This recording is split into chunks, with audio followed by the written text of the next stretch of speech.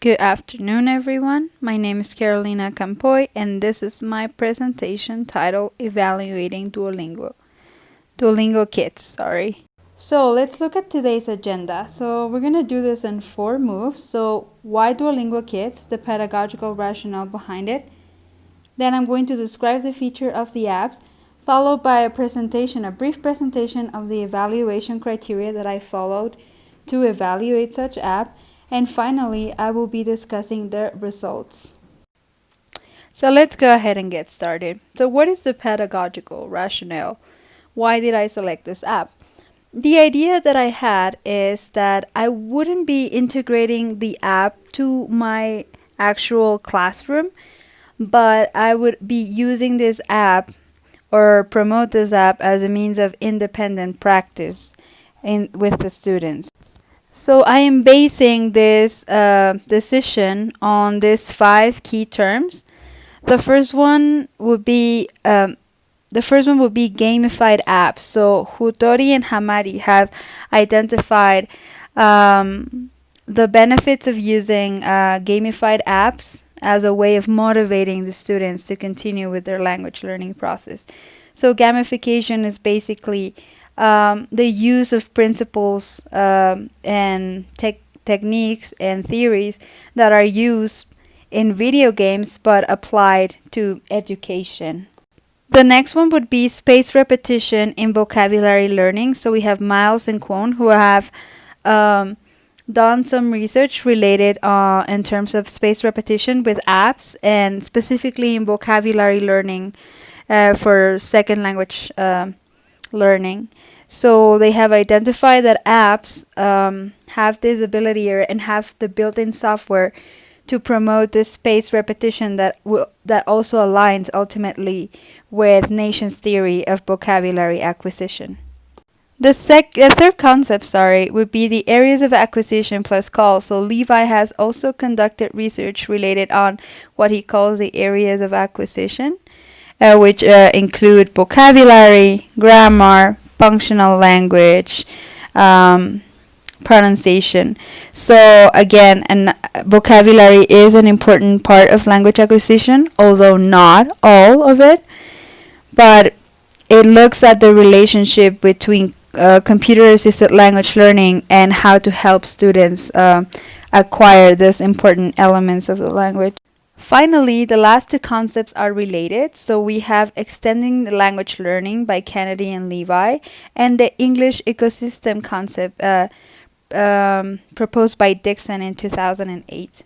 So basically, we have 2 concepts that look at English as a foreign language learners and how we can extend the amount of time the learners spend in touch with the language. So extending the language learning environment or building an English ecosystem for the students, it's really important, especially when learners are subscribed to bilingual programs, like it's the case with my learners, and however live in Mexico where they'll have little opportunities to encounter language in their linguistic landscape and probably at home. So all these concepts tied together to sort of provide a rationale on why I could use Duolingo as a means to extend the language classroom. So how could I keep the students in touch with the language as much as possible through a game that's not that tedious for them, through the acquisition of vocabulary, which is important. And so these are the areas that I explored. So now let's move on to the features in Duolingo Kids. It is really important to note that the app has a sister app, which is Duolingo for grown-ups. Well, they don't really say it's for grown-ups, but they offer more languages and it's built upon the same algorithms and the same principles. But, however, Duolingo Kids, as advertised by the developer, offers the next features. Number 1, it is designed for early readers and writers, so students who can already read or are starting to learn how to read and how to write. Then the second feature they offer is gamified language lessons. So the entire app is designed as a game, meaning that there is a scoring system, there is a reward system as well, and the apps, the little tasks, are designed as games.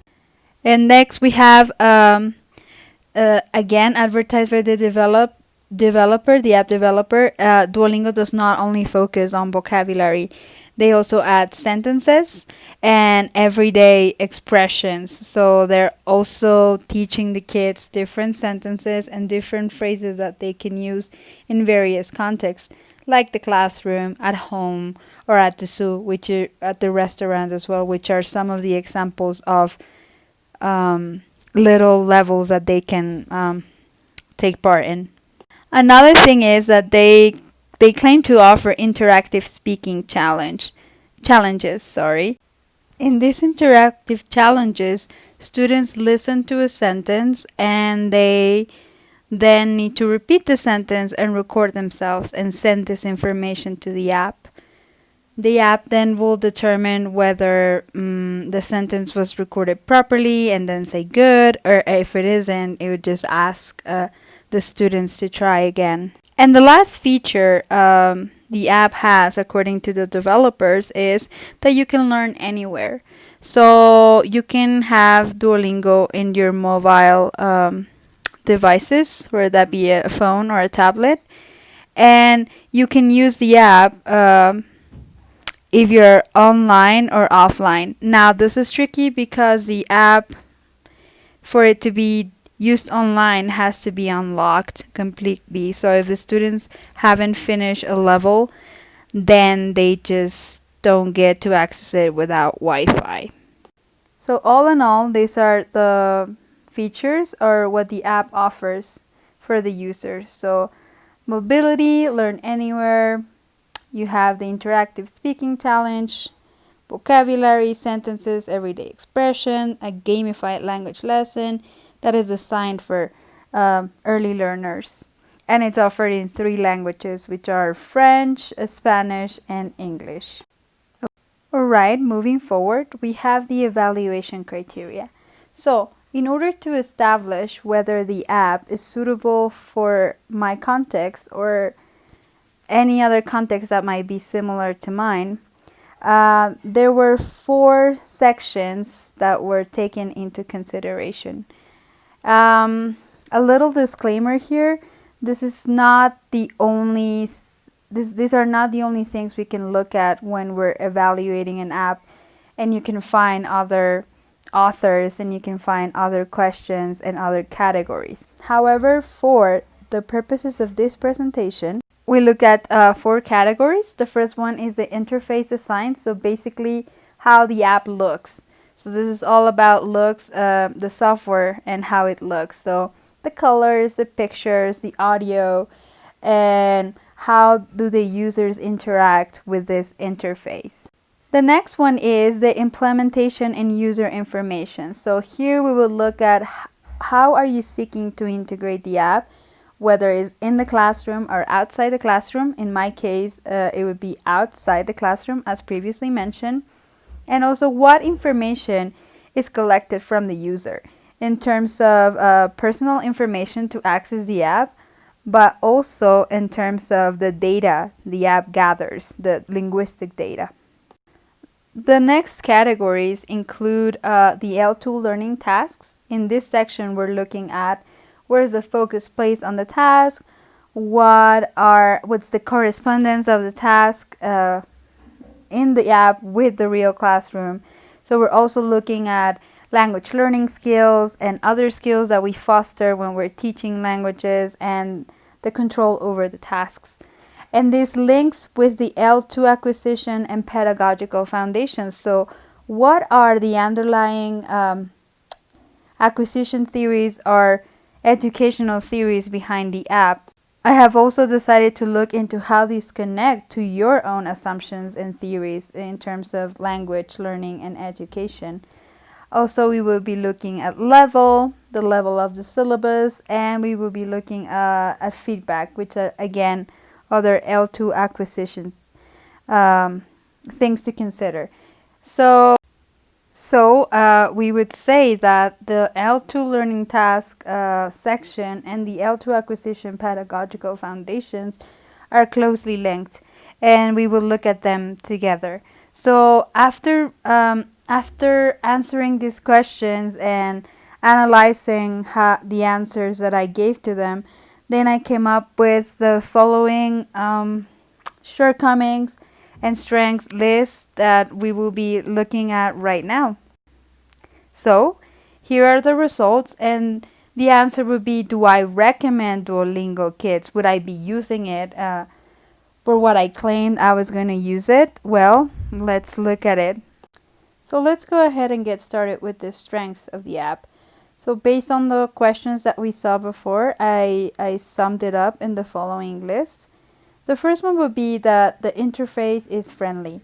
So in terms of the design of the app and the architecture of the app, it's not complicated at all for young children to enter the app and play with the app. So there's colors, the pictures are really good, they have good graphics, and there's also nice music in the background without being overwhelming. The icons and navigation are clearly outlined, so the flow of the app is actually pretty good as well. You have very few icons. You have the home icon, and then you have the settings icon, and then the rest of the icons are pictures. So if you want to play with the level of the restaurant, they just click on the restaurant, and then if you want to go back to the zoo, you click on the zoo. So everything is quite clear. While I was exploring the app, I just thought it was fairly easy and it would not represent a problem for children. There's presence of some gamification elements. In terms of gamification, there's lots of things we can look at, but one of them that's really present is the reward system. So as I mentioned before, there's a scoring system. The user wins crowns every time they complete a mini level or a mini task. And once they get 30 crowns, they get to move to another section of the app, which could be the restaurant, the zoo, the school. The reward system would be the sticker notebook. So there is a section in which students collect stickers. So every now and then, when they feel a bar, there is this purple bar. Once it's filled, the app rewards the student with a little sticker. So the stickers are animals, and the stickers change actually based on whether you're at the zoo level, the school level, and so forth. I believe in general this is attractive for children because then they get to look at the empty slots where future stickers might be, and I think that keeps them playing, that keeps them somehow engaged in the game.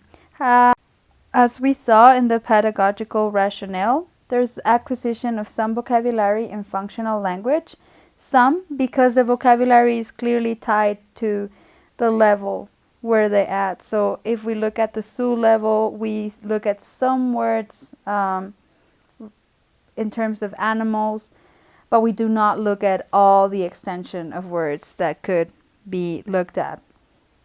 And in terms of functional language, in the first levels, there aren't a lot of phrases that they can really use.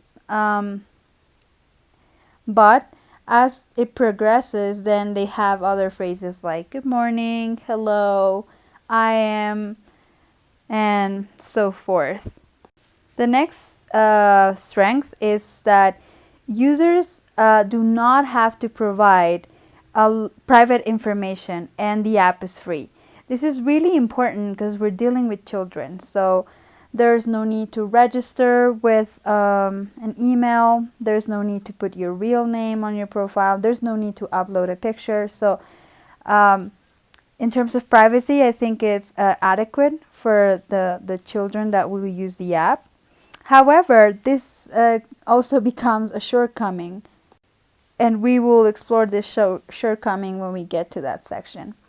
Again, there's some space repetition principles, not really a lot that I could identify, because once the students finish the game, basically you don't have to come back You're done collecting your stickers, you're done getting your crowns. However, I do think that after a while of not using it, then you start losing some crowns, so you need to sort of go back and fill them again. And then we have some space repetition within each level. So if you're at the restaurant level, you'll see the same vocabulary and in the same phrases over and over while you're there. But however, in the app as a whole, you don't really get that much spaced repetition in terms of vocabulary or phrases. And last one, for students with a specific language profile, it can help them develop confidence. So, as we will look later in terms of the tasks, let's remember that Skihen talks about tasks being challenging enough for students in terms of a task being learner fit. So, for students who are starting at a school and the classroom always has this multi-level, context in which students, some of them have a really good language level and some of them don't. So maybe to help students develop confidence or just to get them there, that the app can help. However, I wouldn't really recommend this app to a student that is quite advanced. There will be no challenge in them completing the games.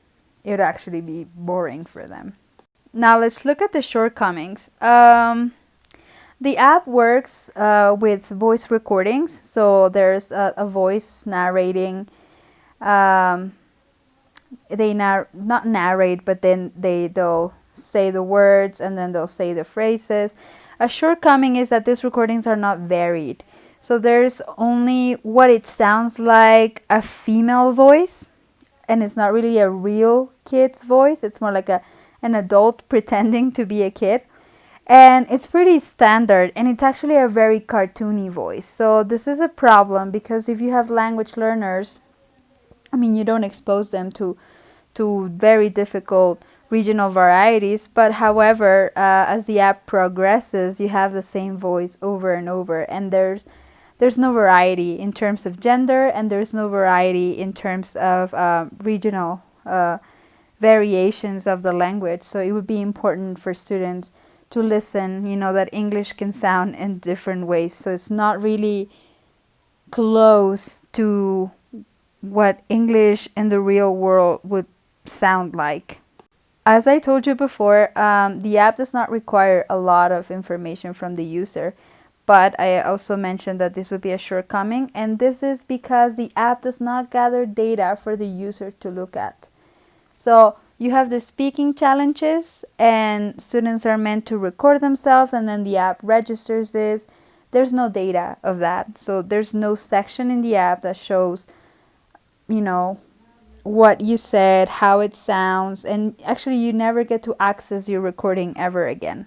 So it isn't problematic maybe for a child, but if you as a parent want to sort of see how your kid is progressing, or what words are not sticking, or what phrases are not being put together properly, then there's no data to look at. So, but this is interesting because Duolingo actually uses the data to publish articles. If you visit the Duolingo site, you'll see that they have published different articles related to the results that the app has with the users.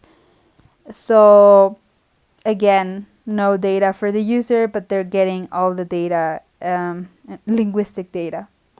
Another interesting point is that this app does not consider learning with disabilities. So this is something that we can look at if you have students with visible or invisible disabilities.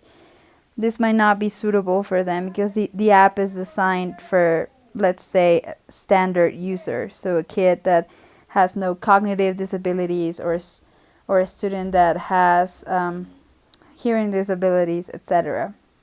Another shortcoming is that the tasks in the app can actually be adapted in class. And this is a shortcoming, because what's the point of implementing something that you can actually do yourself in the classroom? In terms of functional language, you can do that. There's many activities that one can do to foster this in the classroom. You can use posters, you can use audios, you can use the actual classroom environment.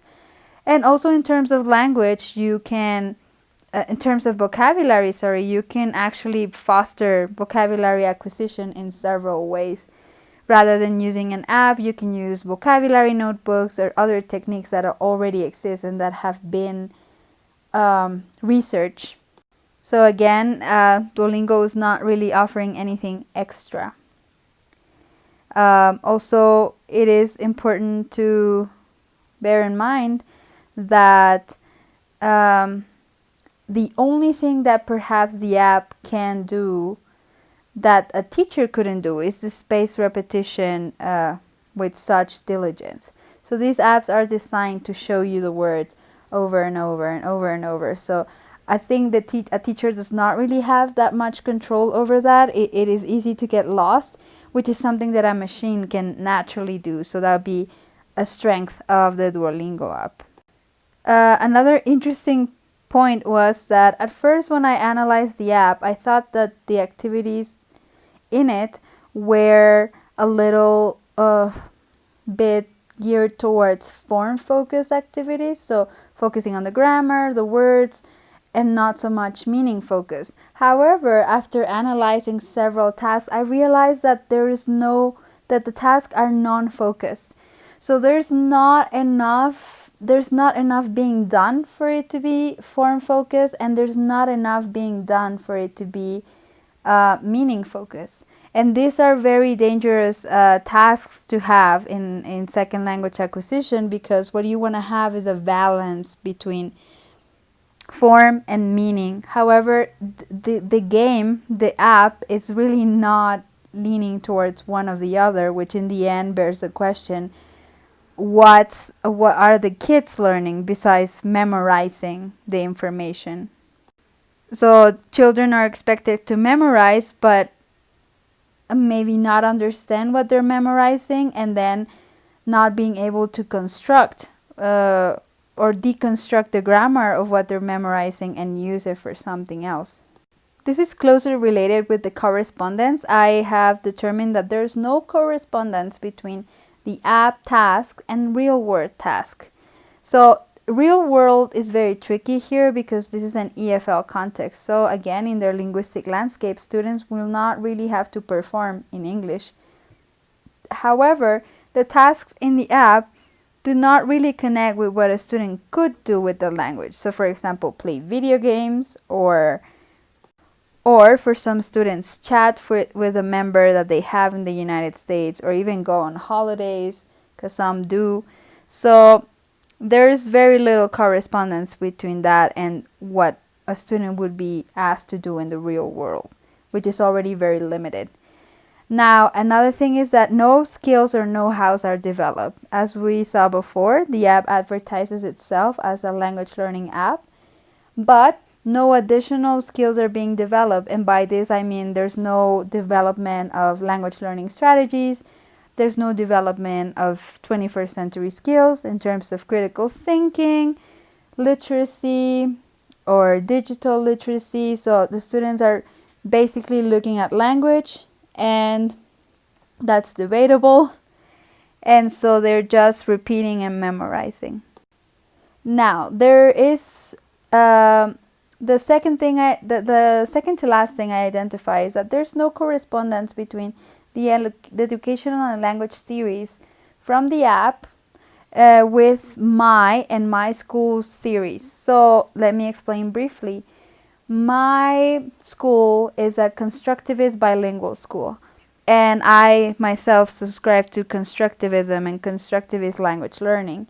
So the app theories actually are very related to some repetition, very grammar-based, audiolingual theories, linguistic theories. So there's very little negotiation of meaning, or meaning being built through the tasks. So it does not really align with the way language is viewed in constructivism versus the way language is viewed in the app. I also believe that the app has a very naturalistic approach, like, oh, if you put this app to the kids and they don't do anything with the language, it'll stick to them and they will learn. That again is something I don't subscribe to. I believe that tasks should be meaningful and students should be able to do something with the language. And finally, there's no feedback or correction, which this is something that could be done in class, and that's not being done by the app. So students receive no feedback or no correction. So if the answer is wrong, students can keep pressing until they guess the answer, and they just guess it. So they don't really know why they're wrong or how they're wrong. And in terms of the speaking challenges, actually for speech recognition, the app is really not that good. So if you have a lot of noise in the background, it will not register. And so sometimes it's not so much that the student is mispronouncing anything, it's just that there's interference in the mic, and then it's just signaled as try again, do it again. But if there is this pronunciation mistake, then the students don't really know where it is, because the app will not tell them, oh, you're mispronouncing cat or you're mispronouncing house. So that's pretty frustrating, because then they just need to keep listening to the original sentence till they record something similar, but not really understanding why. So my final verdict is that for my current class, syllabus and content, the app, although it's a good opportunity to extend the English environment, it does not cover the language principles that I would in my classroom, and it does not really align with my educational language theories. So I would consider that some extra activities would have to be designed, or some extra instructions would have to be designed for the app to be properly exploited, which then would mean that it would be interesting to consider using the app within the classroom so the students can then proceed with a different task designed by me. And that is all. Thank you so much for your attention, and here are my references, and I'm looking forward to feedback and comment. And what do you think in general? Would you use Duolingo Kids with your children?